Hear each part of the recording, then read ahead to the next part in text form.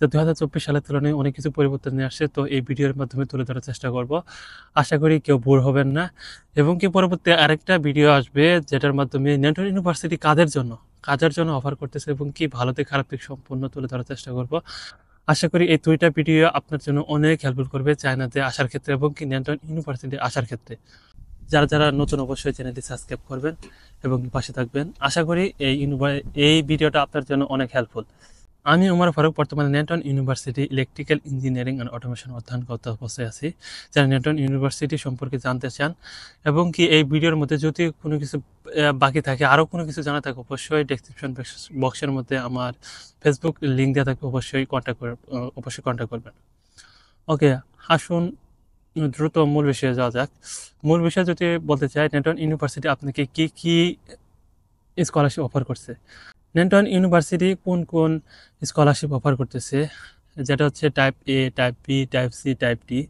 বাঙালিদের জন্য 2টা স্কলারশিপ অ্যাভেলেবল, যা হচ্ছে আমরা আসি টাইপ এ এবং type B.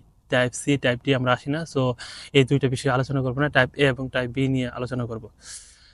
Okay, type A এবং টাইপ বি এর condition. Type A, type B হচ্ছে টাইপ এর কন্ডিশন 2024 সালে যেটা ছিল তা পরিবর্তন করে 25 সালে পরিবর্তন করেছে, যেটা হচ্ছে টাইপ এ।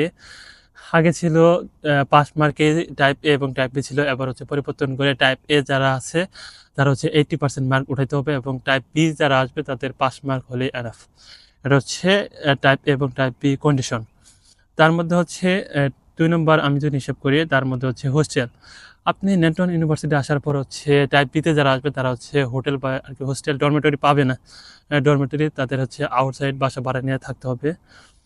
তো যারা বাসা ভাড়া নিয়ে থাকবেন তাদের জন্য আরেকটা কস্টিং বেড়ে যাবে, যেটা হচ্ছে নেটন ইউনিভার্সিটি ডরমে যদি থাকেন তাহলে হচ্ছে আপনার 2000 আরবি দিয়ে 1 বছর চলে যাবে, কিন্তু যদি বাইরে যান আপনার 4000 এবং কি তার বেশিও যাইতে পারে। এটা হচ্ছে বাড়তি খরচ। তো তারপর নেটন ইউনিভার্সিটি যে আপনার, আমি যদি বলতে চাই নেটন ইউনিভার্সিটি কীরকম আপনাকে প্যারাশানির মধ্যে রাখতে পারে, আমি বড় ভাইদের কাছ থেকে খোঁজখবর নিচ্ছি এবং কি তাদের সাথে আলোচনা করছি যে 2023 থেকে 2024 সাল পর্যন্ত যে পরিমাণ নোটিশ না দিছে তার মধ্যে হচ্ছে আপনার এই সেপ্টেম্বর আমরা যে আসছি 1 সেমিস্টারে তার থেকে বেশি নোটিশ দিছে শুধুমাত্র স্কলারশিপ কন্ডিশন নিয়ে। যা এটা হচ্ছে আপনাকে পেরেশানি ভুগতেই হবে, এটা আপনি বলতে পারেন। তারপর যদি আমি বলতে চাই যে নেটন ইউনিভার্সিটি আর কি কি অসুবিধা নিয়ে আসছে, যেটা হচ্ছে নেটন ইউনিভার্সিটি যারা ডরমে থাকবেন তাদের জন্য সবচেয়ে বড় একটা অসুবিধা, যেটা হলো যারা টাইপ বিতে আসবেন তাদের তো বাইরে থাকতেই হবে, আর টাইপ এতে যারা আসবেন, ডরমেটরি আসবেন, তাদের হচ্ছে রান্না করে খাইতে হবে অন্য আরেকটা বিল্ডিংয়ের মধ্যে। এটা সবচেয়ে বড় একটা অসুবিধা, যে ডর্মের মধ্যে আসবো, যে 5 তলা বা 6 তলা বয়ে হচ্ছে আরেকটা বিল্ডিংয়ে যাবেন, ছোট একটা রান্না করতে গেলে হচ্ছে আপনাকে নিচে যাইতে হবে। আর যদি ডর্মের ভিতরে যে অবশ্যই আপনি থাকবেন সেখানে যদি আপনি ভারী যেমন ওয়াটার হিটার, তারপর হচ্ছে আয়রন মেশিন বা এর চেয়ে যদি বেশি পাওয়ার যদি ইউজ করে, আর এটা যদি জানতে পারে আপনার স্কলারশিপ ক্যান্সেল পর্যন্ত করতে পারে। এবং কি এমন আছে যে ডর্মে থেকে বের করে দিচ্ছে, এমন নোটিশও আছে। তারপর নেটন ইউনিভার্সিটির সবচেয়ে আরেকটা যদি অসুবিধা ধরি, তার মধ্যে সবচেয়ে বড় অসুবিধা হলো আপনার যদি কোনো কারণবশত ফার্স্ট সেমিস্টারে বা সেকেন্ড সেমিস্টার বা থার্ড সেমিস্টারে একটা বছর যদি আপনার স্কলারশিপ চলে যায়, পরবর্তী স্কলারশিপ ফেরত নিয়ে আসা ইম্পসিবল। এটা হচ্ছে নেটন ইউনিভার্সিটি অফার করে না। যদি আপনার ফার্স্ট সেমিস্টারে আসার পরে যদি স্কলারশিপ চলে যায়, মানে তো আপনি 1 বছরের স্কলারশিপ নিয়ে আসতেছেন, যদি সেকেন্ড ইয়ারে আপনার স্কলারশিপ চলে যায়, থার্ড ইয়ারতে আপনি টপ যদি স্টুডেন্ট হন তারপরেও আপনার স্কলারশিপ আসবে না। এটা একটা সবচেয়ে বড় অসুবিধা। তারপর যদি আমি বলি তো রুলস রেগুলেশন, তো এটা চায়নাতে বলতে গেলে সবসময় রুলস রেগুলেশন এটা কড়াভাবেই নোটিশ থাকে।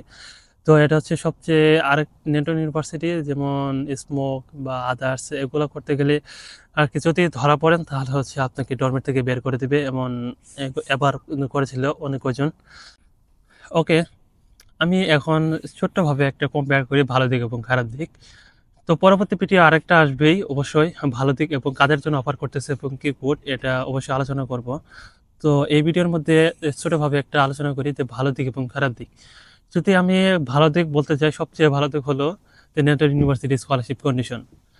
টাইপ বিতে যারা আসবে তাদের জন্য ভালো একটা কন্ডিশন অফার করতেছে, যা সব ইউনিভার্সিটি পাবেন না যে ন্যান্টন ইউনিভার্সিটি অফার করতেছে। আমি যদি বলতে চাই সব থেকে ভালো দিক হলো এটাই, আর কোনো আমি ভালো দিক দেখি না। তার মধ্যে বেসিক্যালি সব দিক দিয়ে হচ্ছে খারাপ দিক আপনার আছে, যেমন খারাপ দিক তো বললামই, টাইপ বিতে যারা আসবে ডর্ম পাবেন না, যদি কোনো একবার স্কলারশিপ চলে যায় তাহলে স্কলারশিপ ফেরত আনতে পারবেন না। টাইপ এতে থাকলেও হচ্ছে আপনি ওই যে ডর্মের ভিতরে রান্না করতে পারবেন না, অন্য আরেকটা ডর্মে যে বিল্ডিংয়ে যে রান্না করতে হবে। টাইপ বিতে যারা আসবেন বাইরে থাকতে হবে। হ্যাঁ, রুলস রেগুলেশন এটা তো আরও আছেই। তো এটা হচ্ছে সবচেয়ে আর কি মাথায় রাখা উচিত। এটা হচ্ছে ভালো দিক এবং খারাপ দিক। ভালো দিক একটাই, যেটা হচ্ছে আপনার টাইপ স্কলারশিপটা কন্ডিশনটা ভালো, এটাই। আর অবশ্যই আমি ন্যান্টন ইউনিভার্সিটি, আপনার মাথার মধ্যে একটা কোয়েশ্চেন থাকতে পারে, তাহলে আপনি ন্যান্টন ইউনিভার্সিটি গেছেন কেন? হ্যাঁ, তবে আমি টাইপ এই যে আমি তো এরকম ভালো স্টুডেন্ট ছিলাম না। তো 2025 মানে 24 সালের আগেও এরকম পরিবর্তন ছিল না। আমি আসার পর আমার চোখের সামনে এত কিছু পরিবর্তন করছে, হ্যাঁ, যা এখন ফেরত যাওয়া অসম্ভব, কারণ 1 বছর আমার ড্রপ যাবে। তো আমি এরকম আর কি আপনাদের মতনই। তো আমি যেগুলো যেগুলো ফেস করছি সেগুলো তুলে ধরলাম। আশা করি কেউ ভুল কোনো ইনফরমেশন পাবেন না।